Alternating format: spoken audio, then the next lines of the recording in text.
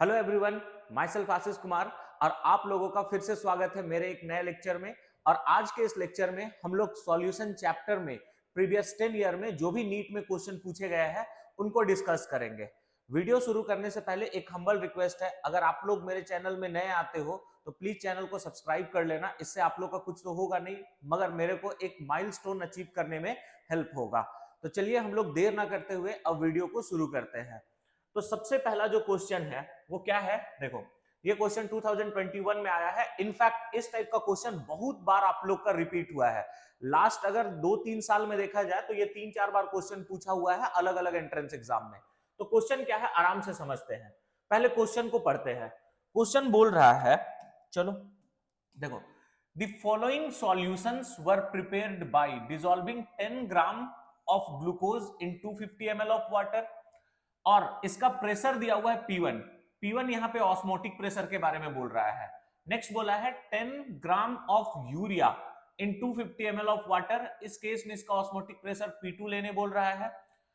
And 10 gram of sucrose in 250 ml of water. इस case में इसका ऑस्मोटिक प्रेशर P3 लेने बोल रहा है। ठीक है, फिर बोला the right option for the decreasing order of osmotic pressure of the solution is. ठीक है, मतलब ये P1, P2 और P3 को आप लोग को डिक्रीजिंग ऑर्डर में अरेंज करके बताना है। चलो हम लोग देखते हैं कि कैसे सॉल्व करेंगे।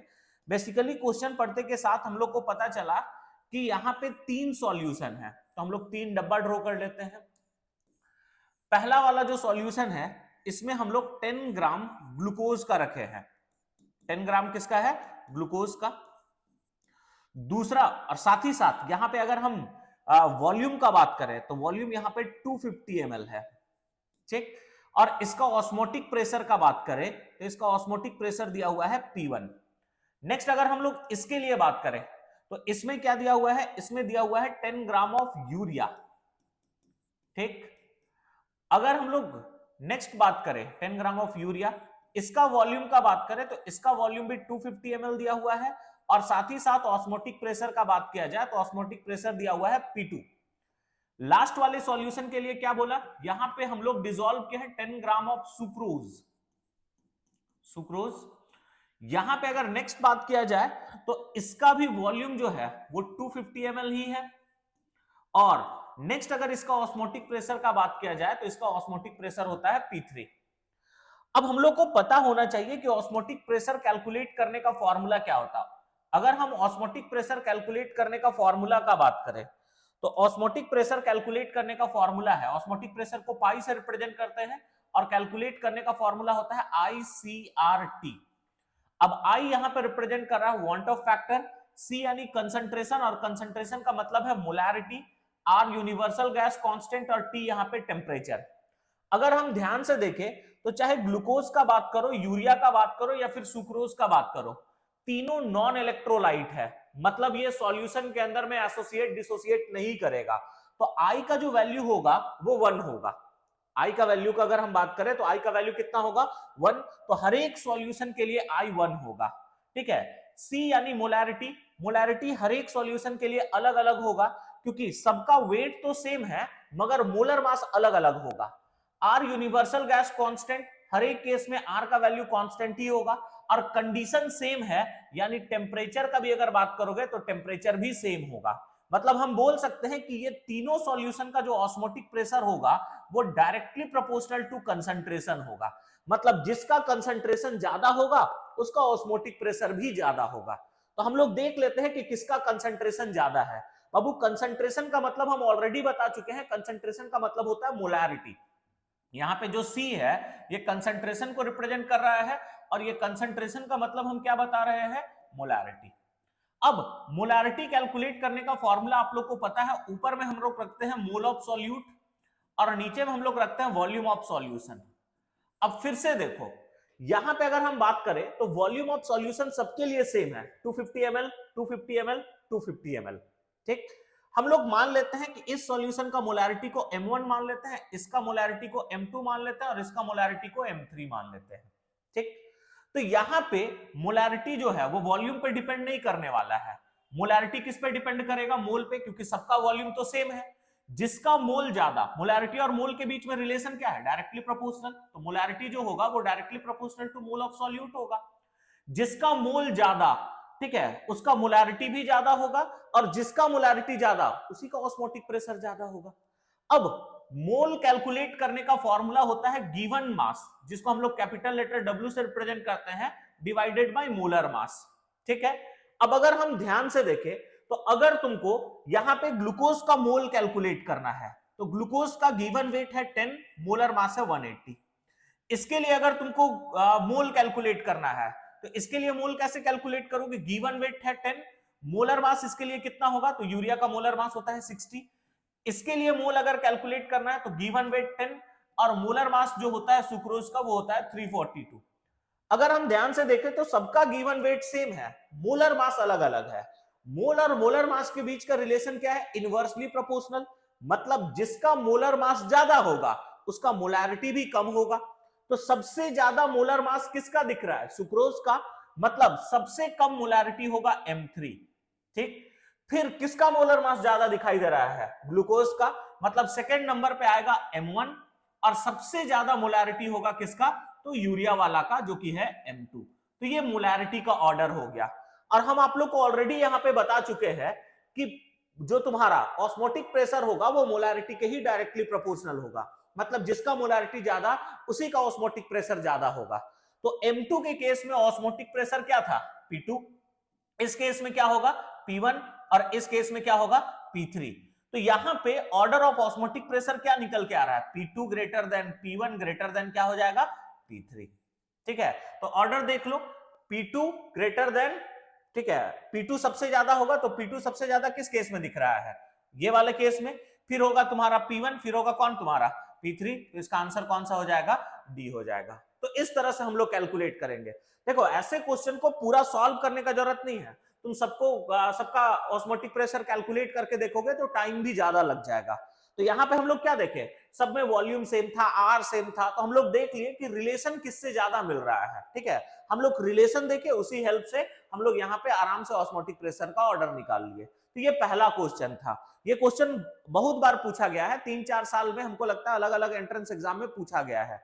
अब हम लोग नेक्स्ट क्वेश्चन की तरफ चलते हैं, और अपना नेक्स्ट क्वेश्चन क्या है, the correct option for the value of vapor pressure of a solution at 45 degree Celsius with benzene to octane in molar ratio 3:2 is, ठीक है।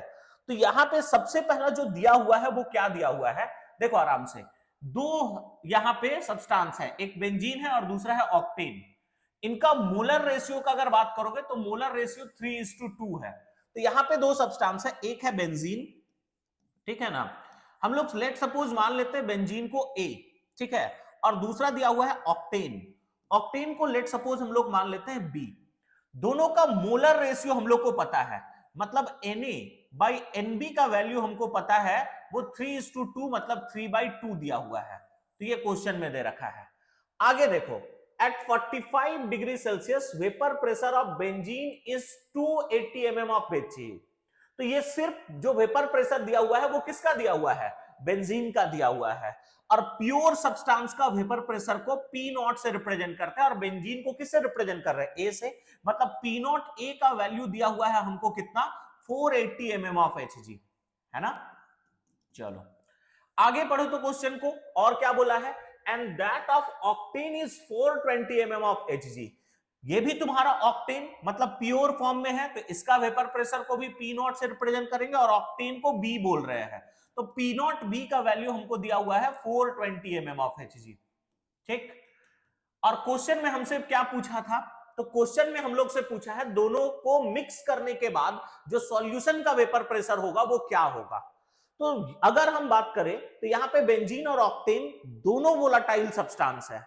अगर किसी भी सॉल्यूशन में दोनों वोलाटाइल सब्सटेंस होते हैं तो vapour pressure of solution calculate करने का फॉर्मूला होता है P0A into XA plus P0B into XB, ये होता है। अब अगर हम बात करें तो P0A का वैल्यू तो साफ साफ दिया हुआ है, जो कि कितना है 480। अब XA हम लोग कैसे कैलकुलेट करेंगे, XA यहां पर रिप्रेजेंट कर रहा है मोल फ्रैक्शन को। अगर XA कैलकुलेट करना है तो इसके लिए फॉर्मूला होता है Na divided by Na plus Nb, ठीक। और अगर एक्स भी कैलकुलेट करना है तो इसके लिए फॉर्मूला यूज करते हैं n B divided by n A plus n B, ये फॉर्मूला यूज किया जाता है। अब Na यहां पे क्या चीज को रिप्रेजेंट कर रहा है, मोल ऑफ ए, और Nb क्या चीज को रिप्रेजेंट कर रहा है, मोल ऑफ बी को। अब मोल तो डायरेक्टली नहीं दिया हुआ है मगर दोनों का मोलर रेशियो दिया हुआ है, देखो 3:2। यहां से हम बोल सकते हैं कि Na का जो मोल है उसको मान लेंगे 3 और Nb का जो मोल है उसको मान लेंगे 2। अब आराम से हम लोग मोल फ्रैक्शन कैलकुलेट कर सकते हैं बाबू। अगर हम XA का बात करें तो Na A का जो मोल है वो कितना है 3 divided by Na plus Nb, मतलब हो जाएगा 5 प्लस पी नॉट बी कितना दिया हुआ है 420, एनबी ऊपर में रखना है तो एनबी का वैल्यू 2, Na प्लस एनबी फिर से हो जाएगा 5। अब इसको कैंसिल कर लेते हैं, 5 1 जा 5, 5 9 जा 45, तो 3 चला जाएगा यहाँ पे, तो 5 6 जा 30 हो जाएगा। यहाँ पे आ जाएगा 5 8 जा 40 और 5 4 जा 20। अब दोनों को मल्टीप्लाई करके देखते हैं, ठीक है, दोनों को मल्टीप्लाई करने पे कितना आ रहा है देखो तो 3 6 जा 18, कुछ तो मिस्टेक किए हैं हम लोग यहाँ पे, पी नॉट बी का वैल्यू 480 नहीं दिया हुआ है, सॉरी पी नॉट ए का जो वैल्यू है वो 480 नहीं दिया हुआ है क्वेश्चन में, पी नॉट ए का वैल्यू कितना दिया हुआ है 280, ठीक है। तो यहाँ पे पी नॉट ए के जगह में हम लोग रखेंगे 280, और एक्सए का अगर हम बात करें तो एक्सए फिर से कैलकुलेट कर लेते हैं, यहाँ पे हो जाएगा 3/5। अब चलो कैंसिल कर लेते हैं, 5 1 जा 5, 5 5 जा 25 और यहाँ पे चला जाएगा 5 6 जा 30। अब मल्टीप्लाई कर लो, 3 6 जा 18, 3 5 जा 15 एंड 1 16 प्लस यहां पे मल्टीप्लाई करो, 2 4 जा 8, 2 8 जा 16, ठीक है, तो 168 प्लस 168, इनको अगर ऐड करेंगे तो आराम से हमको वेपर प्रेशर ऑफ सॉल्यूशन मिल जाएगा। तो ऐड करके देख लो, 8 प्लस 8 16 हो जाएगा, 6 6 12 एंड 1 13 हो जाएगा, ठीक है, 1 1 2 एंड 1 3 हो जाएगा, तो 336 mm ऑफ Hg। ऑप्शन कौन सा हो जाएगा, बी, टिक करेंगे और आगे बढ़ेंगे। तो यहां से आप लोग को क्या क्या डाटा लेके जाना है, अगर दोनों सब्सटेंस वोलाटाइल हो, वोलाटाइल मतलब दोनों वेपर में कन्वर्ट हो सकता है, और ये पता कैसे चल रहा है, दोनों का वेपर प्रेशर दिया हुआ है, देखो वेपर प्रेशर दिया हुआ है मतलब ये वेपर में कन्वर्ट हो सकता है, और वेपर में कन्वर्ट हो सकता है मतलब इसको हम लोग वोलाटाइल कंपोनेंट बोलते हैं। तो यहाँ पे ये फॉर्मूला याद रखना है, साथ ही साथ ये दोनों फॉर्मूला भी याद रखना है। बात समझ में आ गया, ठीक है। अब हम लोग नेक्स्ट क्वेश्चन के तरफ चलते हैं, और नेक्स्ट क्वेश्चन क्या बोला है, the mixture which shows positive deviation from Raoult's law. अब वो positive deviation from Raoult's law किसको कहा जाता है पता है, ठीक है, अगर मिक्स करने के बाद में जो सॉल्यूशन का वेपर प्रेशर है वो पहले से, ठीक है, मिक्स करने के, जैसे मान लो हम लोग सॉल्यूट और सॉल्वेंट को मिक्स किए, ठीक है, मिक्स करने के बाद में जो सॉल्यूशन बना उसका वेपर प्रेशर सॉल्यूट और सॉल्वेंट के कंपैरिजन में ज्यादा है, ठीक है, तो वैसे सॉल्यूशन पॉजिटिव डेविएशन शो करते हैं। मतलब सॉल्यूट और सॉल्वेंट का जो वेपर प्रेशर था उससे सॉल्यूशन का वेपर प्रेशर अगर ज्यादा दिखाई दे रहा है, मतलब एक्सपेक्टेड वैल्यू से अगर ज्यादा है, तो वैसे सॉल्यूशन पॉजिटिव डेविएशन शो करते हैं। अब देखो तुमको पता कैसे चलेगा कि पॉजिटिव डेविएशन शो कर रहा है, पॉजिटिव डेविएशन शो करने का मतलब वेपर प्रेशर बढ़ना। वेपर प्रेशर तब बढ़ेगा जब ज्यादा से ज्यादा मॉलिक्यूल वेपर में कन्वर्ट होगा, और ज्यादा से ज्यादा वेपर में मॉलिक्यूल तब कन्वर्ट होगा जब जो बॉन्ड स्ट्रेंथ है दो मॉलिक्यूल के बीच में वो डिक्रीज करेगा, ठीक है। अब दो मॉलिक्यूल के बीच में जो सबसे स्ट्रॉन्ग बॉन्ड माना जाता है वो हाइड्रोजन बॉन्ड को माना जाता है। तो इन जनरल जहां पे भी हाइड्रोजन बॉन्ड ब्रेक कर रहा होगा वही सॉल्यूशन पॉजिटिव डेविएशन शो करता है, और जहां पे हाइड्रोजन बॉन्ड बनता है वो नेगेटिव डेविएशन शो करता है। तो ये दो पॉइंट याद रखना, जिस भी सॉल्यूशन में हाइड्रोजन बॉन्ड ब्रेक करेगा वो सॉल्यूशन पॉजिटिव डेविएशन शो करता है, ठीक है, और जिस भी सॉल्यूशन में हाइड्रोजन बॉन्ड फॉर्म करेगा, मतलब सॉल्यूट और सॉल्वेंट को मिक्स करने के बाद हाइड्रोजन बॉन्ड बन रहा है, तो उस केस में वो नेगेटिव, और सॉल्यूट और सॉल्वेंट को मिक्स करने पे हाइड्रोजन बॉन्ड टूटा हो, ठीक है, तो उस केस में पॉजिटिव, ठीक है। अब यहां पे हम लोग देख लेते हैं, अगर हम बेंजीन और टॉलिन में बात करें तो बेंजीन और टॉलिन में बाबू ये कभी भी हाइड्रोजन बॉन्ड फॉर्म ही नहीं करते हैं, ठीक है, यहाँ पे normal van der Waals force of attraction होता है, ठीक है, तो ये तो यहाँ पे पॉजिटिव डेविएशन शो ही नहीं कर सकते, ये आइडियल सॉल्यूशन बनाते हैं। एसीटोन और क्लोरोफॉर्म में बात करें ना तो यहाँ पे हाइड्रोजन बॉन्ड बनता है, तो ये नेगेटिव डेविएशन शो करेगा।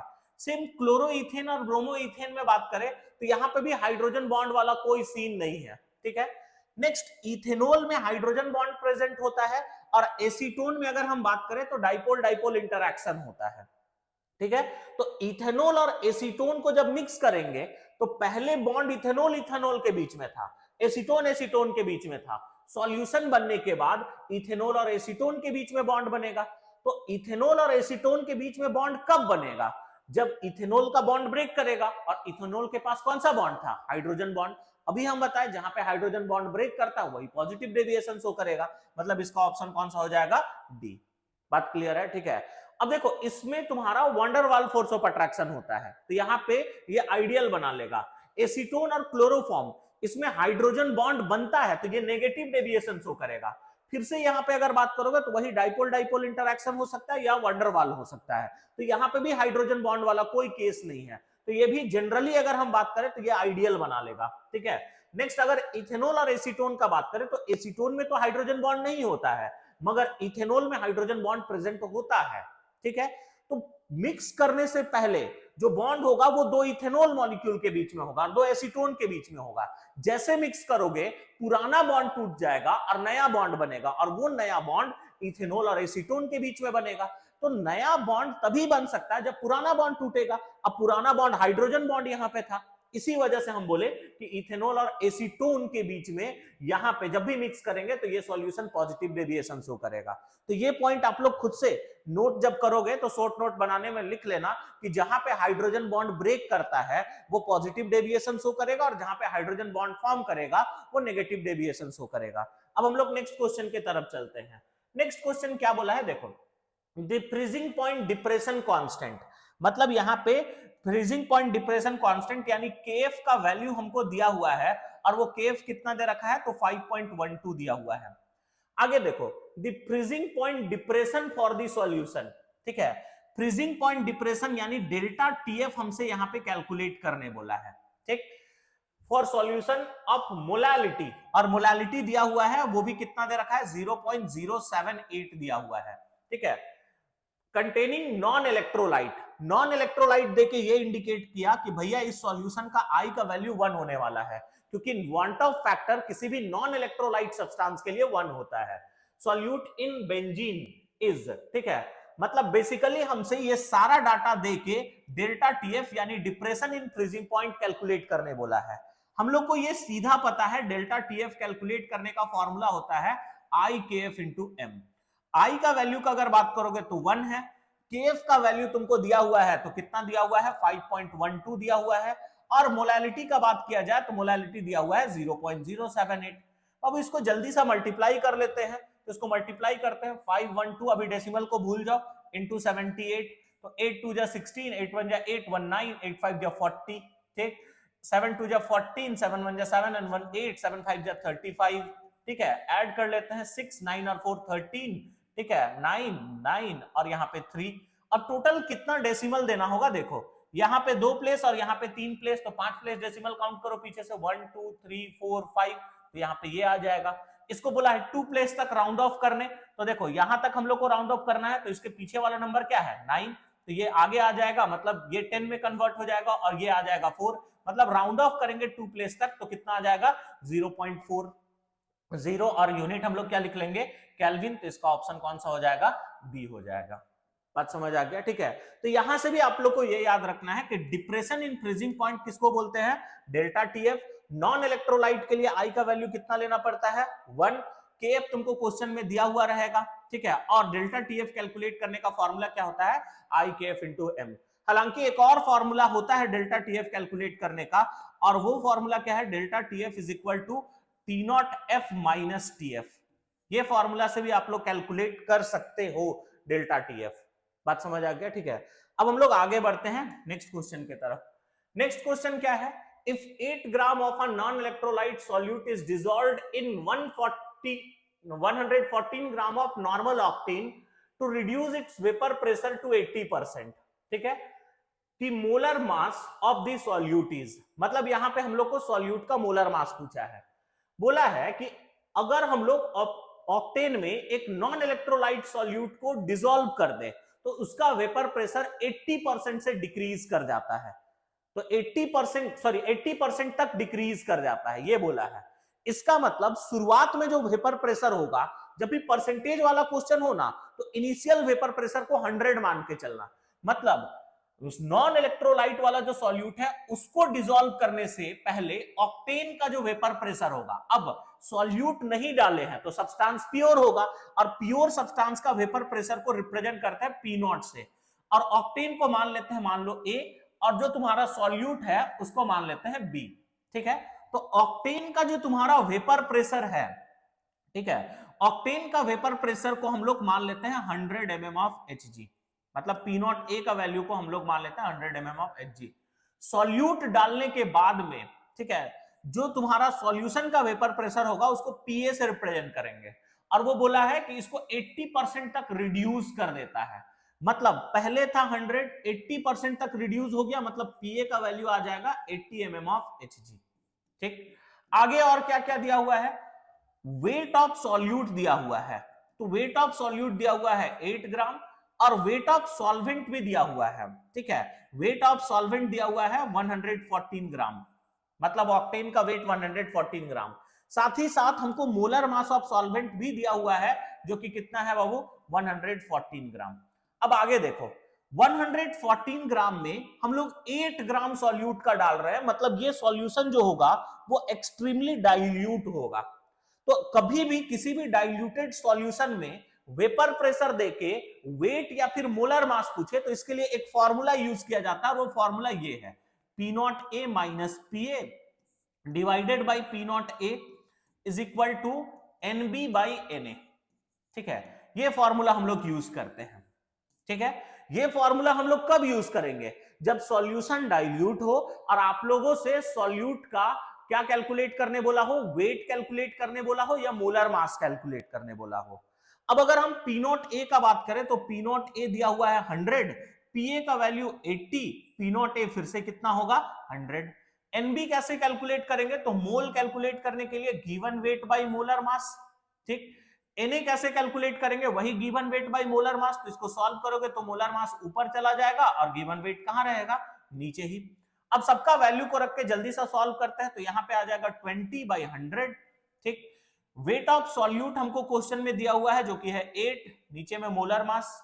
ठीक है, मोलर मास ऑक्टेन का दिया हुआ है 114। ठीक है, यहां पे हम दोनों जगह बी लिख दिए, एक जगह ए होगा, Ma/WA। तो ऑक्टेन का मोलर मास 114 और गिवन वेट भी 114, ये कट जाएगा बाबू, कितना आ जाएगा 1। ठीक है, 2 0 0 कटा, 2 5 10।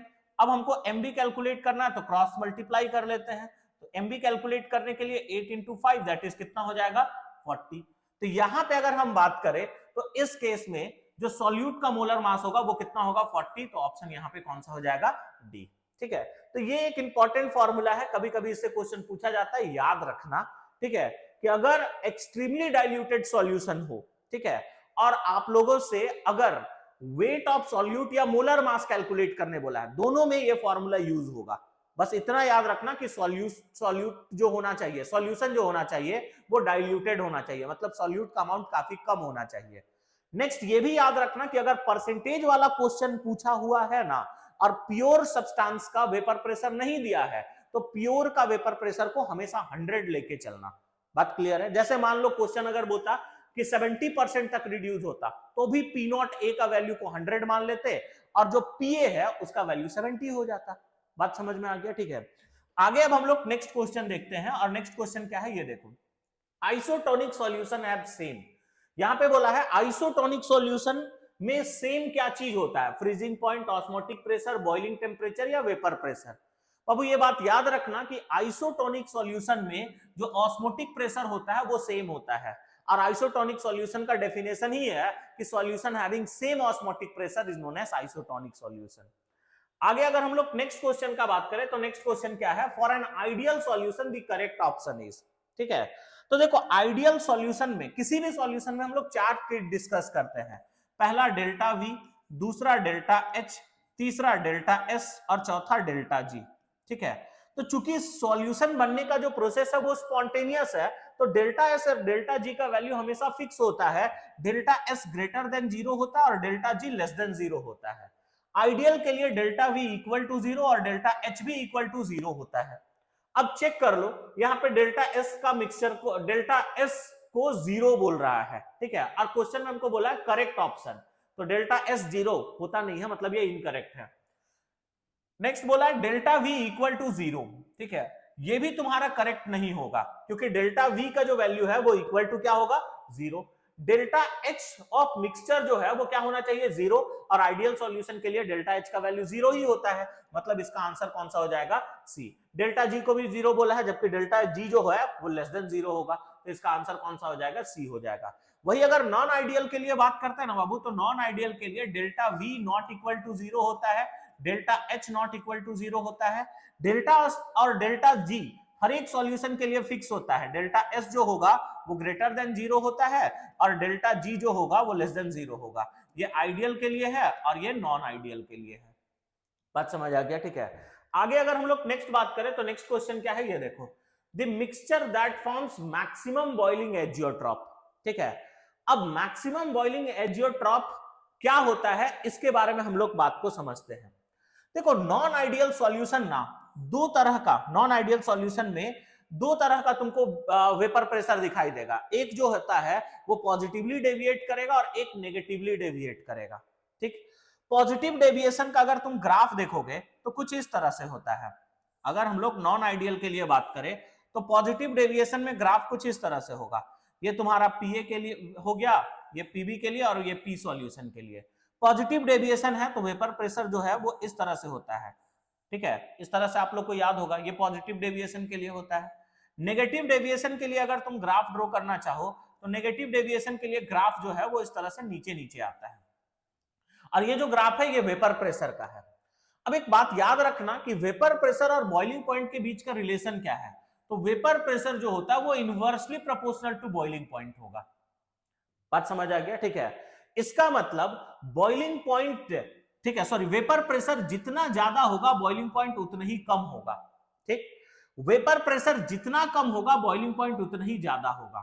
तो यहां पे मैक्सिमम बॉइलिंग बोला है, मैक्सिमम होने के लिए, बॉइलिंग पॉइंट को मैक्सिमम होने के लिए वेपर प्रेशर को मिनिमम होना होगा, और वेपर प्रेशर मिनिमम कम कब होगा, जब सॉल्यूशन नेगेटिवली डेविएट करेगा। अब उस सॉल्यूशन जब नेगेटिवली डेविएट करेगा तभी तुमको मैक्सिमम बॉइलिंग एजियोट्रॉप दिखाई देगा। बात समझ आ गया, ठीक है।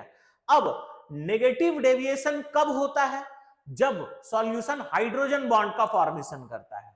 अब हम लोग एक एक करके यहां पे देखते हैं, वाटर और नाइट्रिक एसिड, ठीक है, पहला ऑप्शन दिया हुआ है, इथेनॉल और वाटर, ठीक, एसीटोन और कार्बन डाइसल्फाइड, ठीक है, हेप्टेन और ऑक्टेन। हेप्टेन ऑक्टेन में नहीं हो सकता है, एसीटोन और कार्बन डाइसल्फाइड में भी नहीं हो सकता है, दो ऑप्शन बचा, एक इथेनॉल और वाटर और दूसरा है वाटर और नाइट्रिक एसिड, ठीक है। इसमें भी हाइड्रोजन बॉन्ड बनता है और इसमें भी हाइड्रोजन बॉन्ड बनता है, तो हम लोग बेस्ट ऑप्शन चूज करेंगे। स्ट्रॉन्ग हाइड्रोजन बॉन्ड का फॉर्मेशन होता है वाटर और नाइट्रिक एसिड HNO3 में, तो ये जो सॉल्यूशन है वो नेगेटिवली डेविएट करेगा राउल्ट लॉ से, और अगर ये नेगेटिवली डेविएट करेगा इसका मतलब जो तुम्हारा वेपर प्रेशर होगा वो कम आएगा, और जहां पे वेपर प्रेशर कम आएगा वही मैक्सिमम बॉइलिंग एजियोट्रॉप शो करेगा, ठीक है। मतलब इसका आंसर कौन सा हो जाएगा, ए हो जाएगा। तो वाटर और नाइट्रिक एसिड जो है वो मैक्सिमम बॉइलिंग एजियोट्रॉप शो करते हैं, क्योंकि ये राउल्ट लॉ से नेगेटिवली डेविएट करेगा। जो भी सॉल्यूशन राउल्ट लॉ से नेगेटिवली डेविएट करता है वही मैक्सिमम बॉइलिंग एजियोट्रॉप शो करेगा। आगे हम लोग नेक्स्ट देखते हैं। नेक्स्ट क्वेश्चन क्या बोला है, if molality of a dilute solution is doubled, the value of molar depression constant kf will be। Molality को डबल करने से kf पे क्या फर्क पड़ेगा, ये सुनो। kf कांस्टेंट है, मतलब मोलैलिटी पे kf डिपेंड नहीं करेगा, ठीक है। तो चाहे तुम मोलैलिटी को डबल करो, ट्रिपल करो या हाफ करो, kf को कोई लेना देना नहीं है, kf हमेशा कांस्टेंट रहेगा, तो इसका आंसर क्या होगा, अनचेंज्ड हो जाएगा, ठीक। आगे हम लोग नेक्स्ट क्वेश्चन देखते हैं। अपना नेक्स्ट क्वेश्चन क्या है, Which of the following is dependent on temperature, ठीक है। तो जितना यहां कंसंट्रेशन टर्म दिया हुआ है, देखो टेम्परेचर डिपेंडेंट और टेम्परेचर इंडिपेंडेंट का खेल क्या है, जो भी कंसंट्रेशन टर्म में वॉल्यूम आएगा वो टेम्परेचर डिपेंडेंट होगा और वेट वाला टेम्परेचर इंडिपेंडेंट होगा, ठीक है। तो यहां पे हमसे क्या बोला है, डिपेंडेंट, तो डिपेंडेंट अगर हम बात करें वेट परसेंटेज, वेट वाला कभी भी टेम्परेचर डिपेंडेंट नहीं होता है। दूसरा है मोलैलिटी, अगर हम मोलैलिटी का बात करें तो molality number of moles of solute present in पर केजी ऑफ सॉल्वेंट, फिर से यहां पे वेट आ रहा है, मतलब ये भी टेम्परेचर इंडिपेंडेंट होगा। Molarity, number of moles of solute present in पर लीटर ऑफ सॉल्यूशन, यहां पे वॉल्यूम आया मतलब ये टेम्परेचर डिपेंडेंट, और मोल फ्रैक्शन में भी सिर्फ वेट आता है। तो ये तीनों जो है वो टेम्परेचर इंडिपेंडेंट होंगे, जबकि मोलारिटी जो होगा वो टेम्परेचर क्या होगा, डिपेंडेंट। और कौन कौन होता है, तो परसेंटेज वॉल्यूम बाय वॉल्यूम भी टेम्परेचर डिपेंडेंट होगा, वेट बाय वॉल्यूम भी होता है, नॉर्मेलिटी भी होता है। ठीक है, तो ये तीन और कंसंट्रेशन टर्म है वो टेम्परेचर डिपेंडेंट होंगे। ठीक है, टेम्परेचर इंडिपेंडेंट में ये तीन होगा, और साथ ही साथ एक और होता है जो कि है पीपीएम, फुल फॉर्म है पार्ट्स पर बिलियन। आगे हम लोग नेक्स्ट क्वेश्चन देख रहे हैं। नेक्स्ट क्वेश्चन क्या बोला है, टॉलिन इन दी vapour phase is in equilibrium with solution of benzene and टॉलिन। ठीक है, having mole fraction of टॉलिन is 0.50। यहां पे भी दो चीज दिया हुआ है, एक बेंजीन दिया हुआ है, ठीक, और दूसरा दिया हुआ है टॉल्यूइन। ठीक, अभी हम लोग वापस से बेंजीन को ए मान लेते हैं और टॉल्यूइन को बी मान लेते हैं। आगे पढ़ने से यह पता चला कि इसका जो मोल फ्रैक्शन है, ठीक है, मोल फ्रैक्शन को x से रिप्रेजेंट करते हैं, तो xb का वैल्यू दिया हुआ है 0.5, इसका मोल फ्रैक्शन को xa बोलेंगे, तो xa कैसे कैलकुलेट करते हैं, 1 माइनस xb, तो इसका भी वैल्यू कितना आएगा 0.5, मतलब दोनों का मोल फ्रैक्शन हम लोग को पता चल गया। If vapour pressure of pure benzene, ठीक है, प्योर को रिप्रेजेंट करते हैं पी नॉट से, तो पी नॉट ए का जो वैल्यू दिया हुआ है वो दिया हुआ है 119 टॉर, टॉर यहां पे वेपर प्रेशर का यूनिट है, एंड दैट ऑफ टॉलिन इज, ठीक है, प्योर टॉलिन का जो वेपर प्रेशर है उसको पी नॉट बी से रिप्रेजेंट करेंगे, वो दिया हुआ है 37। ठीक है, at the same temperature mole fraction of टॉलिन in vapour phase will be, यहां पे इसका मोल फ्रैक्शन पूछा है वेपर फेज में। देखो वेपर फेज में जो मोल फ्रैक्शन होता है उसको वाई से रिप्रेजेंट करते हैं, तो वेपर फेज में इसका मोल फ्रैक्शन को वाई बोलेंगे और इसका मोल फ्रैक्शन को वाई बी बोलेंगे। बाबू वाई कैलकुलेट करने का फॉर्मूला होगा P not A into X A, ठीक है, P not A into X A divided by P solution, और वाई बी कैलकुलेट करने का फॉर्मूला होता है P not B into X B divided by P solution, ये होता है। अब हम लोग को वाई बी कैलकुलेट करना है, ठीक है, इसका मोल फ्रैक्शन कैलकुलेट करना है वेपर फेज में, तो सबसे पहले आप लोग को यहां पे vapour pressure of solution calculate करना होगा।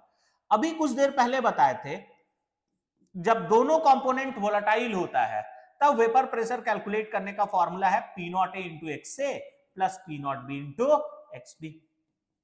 ठीक, पी नॉट ए का बात करोगे तो पी नॉट ए दिया हुआ है 119, एक्स ए कैसे कैलकुलेट करेंगे, तो एन ए का वैल्यू कितना हो जाएगा तुम्हारा, ठीक है, सॉरी, एक्स ए और एक्स बी तो डायरेक्टली दिया हुआ है, एक्स ए कितना दिया हुआ है 0.5, ठीक है, प्लस अगर हम ये का बात करें एक्स बी का, तो फिर से यहां पे बात कर पी नॉट बी तुम्हारा 37 और एक्स बी तुमको डायरेक्टली दिया हुआ है जो कि कितना है 0.5। ठीक, अब इसको मल्टीप्लाई करते हैं तो 9 5 जा 45, 5 1 जा 5 और 4 कितना हो जाएगा, 4 कैरी गया होगा तो 9, 5 1 जा 5, ठीक है, तो 59.5 हो गया, प्लस इसको मल्टीप्लाई करो 7 5 जा 35, कैरी 3 जाएगा, 5 3 जा 15 और 3 18, तो 18.5 हो गया। ठीक, अब ये दोनों को ऐड कर लेते हैं हम लोग, हम यहां पे ऐड कर रहे हैं, देखो 59.5 डिवाइडेड बाई 18.5, सॉरी प्लस 18.5, तो ये 10 हो जाएगा, यहां पे 18 हो जाएगा, ठीक है, यहां पे आ जाएगा 7, तो कितना आ गया बता दो 78, ये आ गया। अब हम लोग को बस वैल्यू रखना है और आंसर लाना है। P not B into X B, यहां पे देखो P not B into X B का वैल्यू कितना आया था 18.5, तो Y B is equal to 18.5 divided by P solution का अगर बात करोगे तो पी सॉल्यूशन कितना है तुम्हारा 78। अब देखो इसको हम ऐसे लिख सकते हैं बाबू, 18 पॉइंट को हटा दे और इसको हम ऐसे लिख सकते हैं 185 इंटू 10 का पावर -1 डिवाइडेड बाई क्या होगा 78। अब खुद सोचो ये लगभग कितने बार में जाएगा, 2 टाइम्स में जाएगा, ठीक है, 10 का पावर -1 कहने का मतलब क्या होगा 0.2, तो अब देख लो इस आसपास जो भी आंसर होगा उसको टिक कर लेना, तो एक ही ऑप्शन मैच कर रहा है जो कि कौन सा है तुम्हारा सी, तो इसका आंसर होगा 0.237। बात क्लियर है, ठीक है। आगे अब हम लोग नेक्स्ट क्वेश्चन देखते हैं। यहां पे इंपॉर्टेंट क्या है, इंपॉर्टेंट है कि अगर वेपर फेज में आप लोग से मोल फ्रैक्शन कैलकुलेट करने बोले तो ये फॉर्मूला यूज कर लेना, वाई ए और वाई बी। बात क्लियर है? अगर एक दिया हुआ है यहाँ पे जो भी मोल फ्रैक्शन, मतलब अगर YA पता है तो YB निकालने के लिए ये भी कर सकते हो। YB को हम ऐसे भी लिख सकते हैं 1 माइनस YA, मतलब जो मोल फ्रैक्शन में करते थे ना वो सेम काम यहाँ पे भी किया जा सकता है। आगे हम लोग नेक्स्ट देखते हैं। नेक्स्ट क्वेश्चन फिर से देखो क्या बोला है, which one of the following is incorrect for ideal solution. अभी हम लोग देखे थे आइडियल सॉल्यूशन के लिए इनकरेक्ट क्या है, तो इनकरेक्ट क्या है तो यहां पे साफ दिख रहा है डेल्टा पी। देखो आइडियल सॉल्यूशन में ऑब्जर्व्ड वैल्यू और कैलकुलेटेड वैल्यू दोनों सेम होता है, मतलब तुम एक्सपेरिमेंटली जो कैलकुलेट करोगे और थ्योरेटिकली जो वेपर प्रेशर कैलकुलेट करोगे दोनों का वैल्यू बराबर आता है। दोनों का वैल्यू बराबर आएगा तो जब दोनों का डेल्टा पी कैलकुलेट करोगे तो वैल्यू 0 आएगा, तो ये तो सही ही है। डेल्टा जी अभी हम कुछ देर पहले बताए थे किसी भी सॉल्यूशन के लिए बात करोगे हमेशा लेस देन 0 होता है, तो साफ तौर पे आंसर हम लोग को यहाँ पे दिखाई दे रहा है, इसका आंसर कौन सा हो जाएगा, बी, क्योंकि आइडियल सॉल्यूशन के लिए डेल्टा जी जो होगा वो लेस देन 0 होगा। इनफैक्ट नॉन आइडियल के लिए भी लेस देन 0 होता है। टिक करेंगे, आगे बढ़ेंगे। नेक्स्ट क्वेश्चन क्या बोला है, the want of factor I for the diluted aqueous solution of a strong electrolyte barium hydroxide। यहां पे बैरियम हाइड्रोक्साइड का बात करें तो बैरियम हाइड्रोक्साइड किसको बोलते हैं, BaOH होल ट्वाइस, इसी को बोला जाता है। इसके लिए आई निकालने बोला है। बाबू देखो कुछ नहीं बोला है ना, मान के चलेंगे ये पूरा डिसोसिएट किया है, इसका डिग्री ऑफ डिसोसिएशन पूरा 100% है। अगर किसी भी इलेक्ट्रोलाइट का डिग्री ऑफ डिसोसिएशन 100% हो ना तो उस इलेक्ट्रोलाइट में जितना आयन है वही उसका वांट ऑफ फैक्टर कहलाएगा। यहां पे अगर हम बात करें तो यहां पे ये कैसे डिसोसिएट करेगा, तो ये डिसोसिएट करेगा Ba2 plus plus 2OH minus. देखो डिसोसिएट करने के बाद ये कितना आयन प्रोड्यूस किया, Ba2 प्लस का 1 और OH माइनस आयन का 2, तो टोटल कितना प्रोड्यूस कर रहा है 3, तो यही इसका वांट ऑफ फैक्टर कहलाएगा, तो आंसर कौन सा हो जाएगा, बी।